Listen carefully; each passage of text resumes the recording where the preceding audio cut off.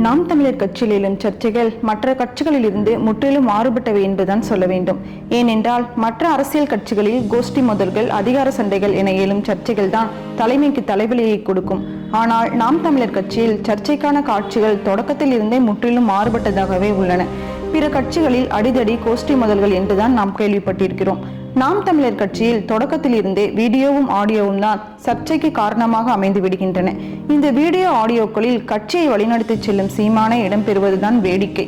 அதிலும் சீமான் மேடைகளில் பேசும் ஏகவசனங்களை காட்டிலும் வீடியோக்களில் வார்த்தைகள் கடுமையாக இருக்கும். பல நேரங்களில் கெட்ட கெட்ட வார்த்தைகளும் தடாலடியாக வந்துவிடும். இப்படி விடுதலை புலிகள் அமைப்பின் முன்னணி தலைவர்களில் தொடங்கி கைபேசியில் தன்னுடன் தொடர்பு கொண்டு பேசும் கட்சி நிர்வாகிகள், தொண்டர்கள் என அனைவரையும் சகட்டு மேனிக்கு சீமான் அடித்து துவைக்கும் ஆடியோக்கள் இதுவரை ஏராளமாக வெளியாகியுள்ளன. இந்த வரிசையில் கட்சியில் முக்கிய நபராக உள்ள காளியம்மாளை பிசிறி என்று சீமான் பேசியதாக வெளியான ஆடியோ தான் தற்போது சமூக வலைதளங்களில் வைரலாகி சர்ச்சையை ஏற்படுத்தியுள்ளது. ஒரே ஒரு பிசுறு இருக்குது, காளியம்மா.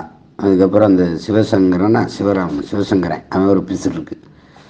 ரெண்டையும் தட்டிட்டோம்னா சரியாயிடும். இது எப்படி எடுத்துக்கிறது? இதை நீ யாரு? நீ எனக்கு இன்ஸ்ட்ரக்ஷன் கொடுக்க நீ யாரு?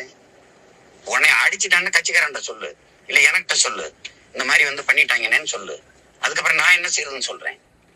உலகம் பூரா எடுத்து அவர் அந்த வீடியோவை எனக்கு அனுப்பிது பூராமே தான். இப்ப பார்க்கும்போதெல்லாம் வெறி வருது. நானே பார்த்தேன்னு வச்சுக்கா, இதை விட 4 மடங்கு அடிச்சு காளியம்மாளை பிசிறி என்றும் அவரை விரைவில் தள்ளிவிட்டால் எல்லாம் சரியாகிவிடும் என்றும் சீமான் அந்த ஆடியோவில் சொல்கிறார். சீமான் தொடர்பாக இது போன்ற பல ஆடியோக்கள் வெளியாகி இருந்தாலும் அதை யாரும் பெரும்பாலும் பொருட்படுத்தியதாக தெரியவில்லை. ஆனால் காளியம்மாளை குலதெய்வத்திற்கு இணையாக கட்சி மேடையில் உச்சாணியில் வைத்து புகழ்ந்துவிட்டு அவரை பிசிறி என்று மிக அலட்சியமாக சீமான் பேசியதை பொதுமக்களும் மாற்று கட்சியினரும் வழக்கமான நிகழ்வாகவே பார்த்தனர். கட்சியில் உள்ள 2ஆம் நிலை தலைவர்களை இதுபோல் பேசி அவர்களுக்கு ஒரு நெருக்கடியை ஏற்படுத்தி சீமான் வெளியேற்றியிருக்கிறார் என்பது அரசியல் அறிந்தவர்களின் குற்றச்சாட்டு. எனவே சீமான் காளியம்மாளை பேசியதாக வெளியான ஆடியோ நாம் தமிழர் கட்சியில் இருக்கும் நிர்வாகிகளுக்கும் தம்பிகளுக்கும் பேரதிர்ச்சியை ஏற்படுத்தி உள்ளது.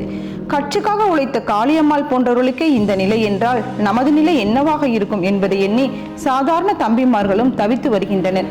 திராவிட அரசியலுக்கு மாற்றாக தமிழ் தேசியத்தை முன்வைப்பதாக கூறி வந்த சீமான் மேடைகளில் மாற்று கட்சி தலைவர்களை சகட்டு மேனிக்கு தரைக்குறைவாக பேசுவதிலேயே அதிக கவனம் செலுத்துவதாக ஒரு பலமான குற்றச்சாட்டு ஏற்கனவே உள்ளது.